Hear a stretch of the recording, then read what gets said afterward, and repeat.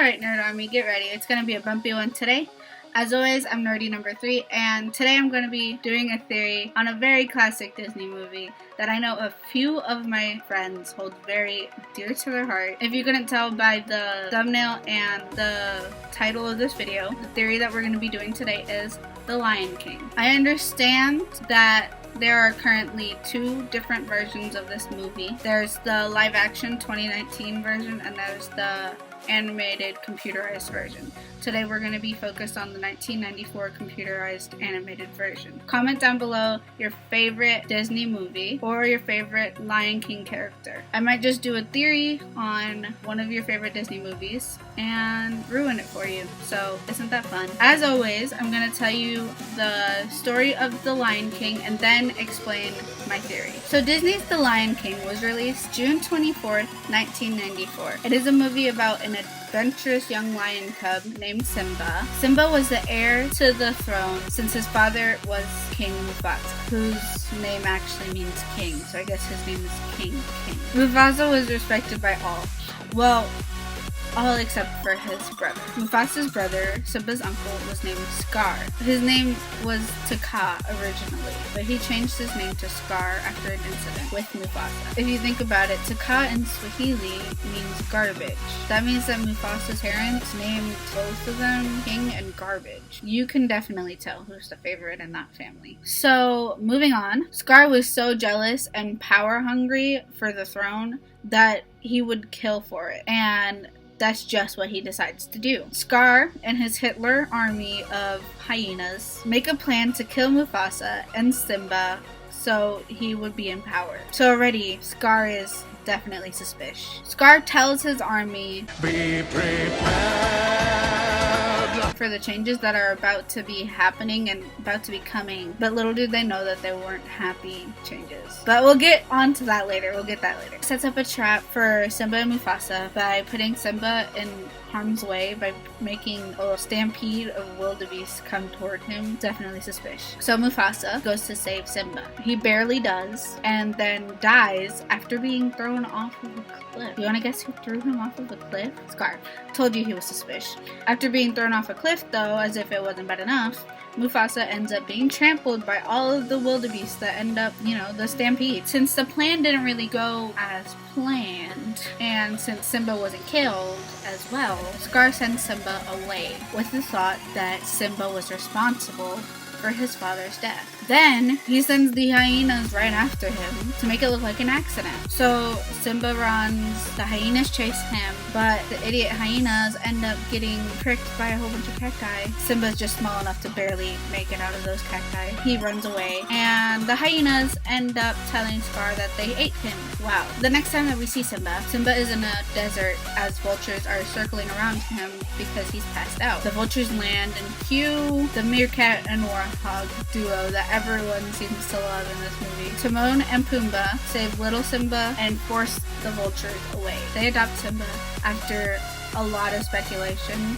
They teach Simba about Hakuna Matata, which means no worries for the rest of your days. It means no worries for the rest of your days. Yes, I just said that, thanks Timon. Simba grows up into an adult there with them, which means he's about the age of 3 to 8, which is when a lion is considered an adult. Then his childhood friend and fiancée, Nala, finds him after scouring for food. She tells Simba about the horrible conditions that Pride Rock is in. She tries to get Simba to go back to Pride Rock, but Simba refuses at first. Then Simba meets Rafiki, who is my personal favorite, and Rafiki shows him that his father lives in him and that Mufasa's death was not his fault, that he shouldn't just live in the past because that's just idiotic. Then he shows Simba that he has to remember who he is, who he's supposed to be, that he is the rightful king of Pride Rock because he was the rightful heir and he's not dead. Simba listens to Rafiki's pep talk and gets some sense knocked into him, which I'm pretty sure hurts. What's going on here? Who's the monkey? Simba's gone back to challenge Scar. Who? Scar. Who's got a scar? No, it's his uncle. The monkey's his uncle? No! Simba's gone back to challenge his uncle to take his place as king. Oh. Then he returns home to fight Scar for the Pride Lands. It's for sure that there is a drought and that the Pride Lands are definitely far worse. Timon, Pumbaa, Rafiki, and Nala help Simba fight for the crown and the land. There are a lot of funny moments, especially this one. Wow! If you're hungry for a hunk of fat and juicy meat, eat my buddy Pumbaa here because he has a treat. Coming down a dine on a Stacy swine, all you have to do is get in line. Ah, you ain't good. Yup. For some bacon. Yup. He's a big pig. Yup. You can be a big pig too. Fine. And there's a lot of fighting. I won't spoil any of the rest for you, for the rest of you that haven't seen it. So my theory involves former king himself, Mufasa, and all the strange occurrences that happen throughout the entire movie. It's no lie that there are a lot of strange occurrences that happen throughout the movie, but what if Mufasa is the one that causes every single one of those strange occurrences? Hear me out here. Hear me out. In the beginning of the movie, we hear Mufasa tell Simba about the stars, right? Mufasa explains to Simba that the stars are like the great kings of the past that look down on them and watch over them, right? However, in the next sentence, there is something important that I noticed. Mufasa tells Simba that the great kings of the past will be looking over him if he needs it, and so will he. Mufasa literally dissociates himself from the kings in the stars, as if he knows he will not be a part of them, as if he knows that he won't be in the stars. So, where will Mufasa be?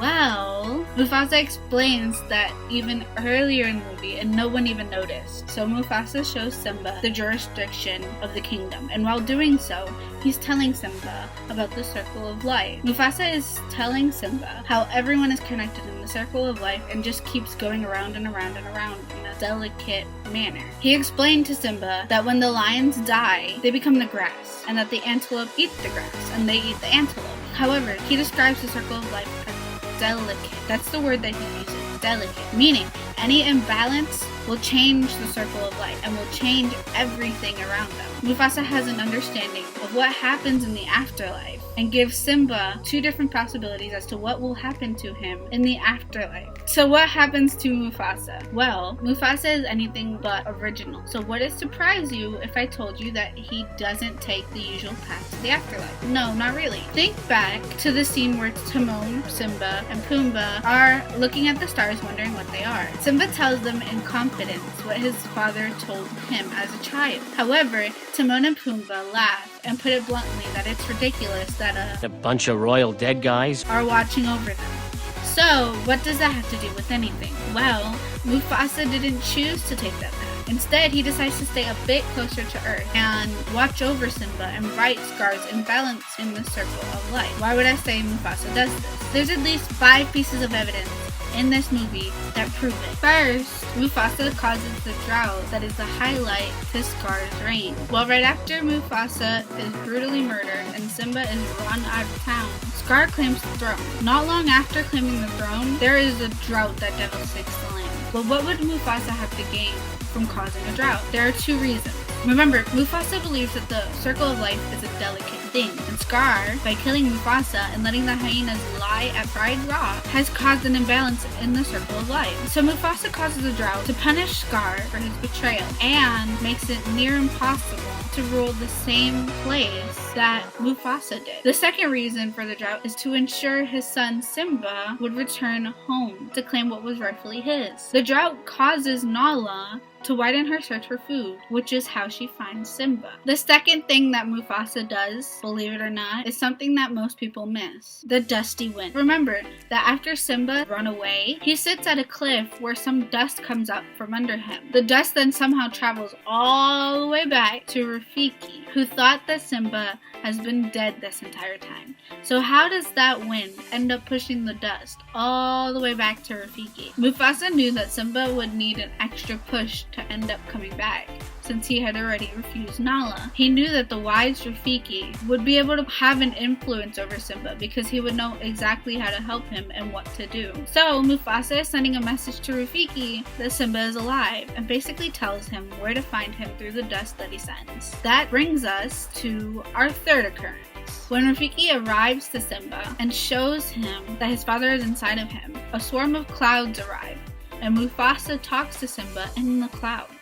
Rafiki acknowledged that this is not how the kings of the past normally would die out and walks up to Simba and says the most amazing line to say at this point. Rafiki semi-flippantly says, The weather, very peculiar. hinting to Simba that this was not a normal after-death experience. Simba realizes his importance and realizes the importance of the weather when he says, Looks like the winds are changing. Sticking to the theme of weather, however, we arrive at number 4. Mufasa brings the thunder. Alright, fine. The light. If we skip ahead to Simba's ultimate showdown against Scar, we see that the fight is accompanied by violent, expressive strikes of lightning, one of which barely missed Simba and hits the ground below Pride Rock. The lightning caused a lot of heat, and intensity to the scene. It's almost as if one of them, most likely Scar, let's be honest here, angered someone in the clouds. But wait, who did we already see in the clouds previously? Mufasa. Every time that Scar says a threat and a lie, another strike of lightning hits.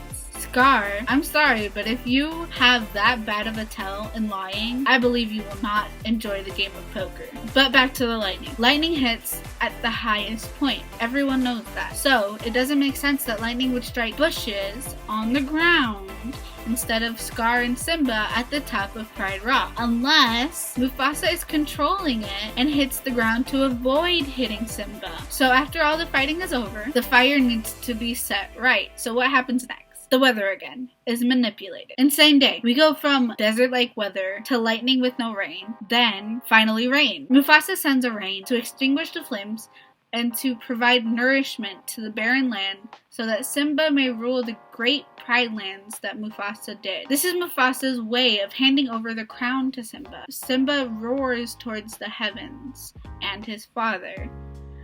This is the last that we see of Mufasa, so little did Simba know he was in his own way letting go of his father and saying goodbye. Was Mufasa the cause of everything strange that we see in this film? Or was it just like a lot of inexplicable acts that just progressed the story? Or was it all just a part of the circle of life? Well, there's so many questions in so little time. If you enjoyed this video, make sure to give it a like for Zazu, who got nothing back from his constant serviency, except for being forced to sing that dreaded song. I've got a lovely bunch of coconuts, diddly-dee-dee, there they are, standing in a row. Big one, small one, some as big as your head. Comment below your favorite Lion King character or your favorite Disney movie. Remember, my theories are just that, theories. I'll see you in the next video. Don't forget to like, share, and subscribe to be a part of the Nerd Army. Thank you all. Here's today's shout out. If you want a shout out, here's how to get one. Click the subscribe button, make sure to turn on your post notifications, and hit that like button. But don't forget to comment. Then boom, you will get a post notification shout out.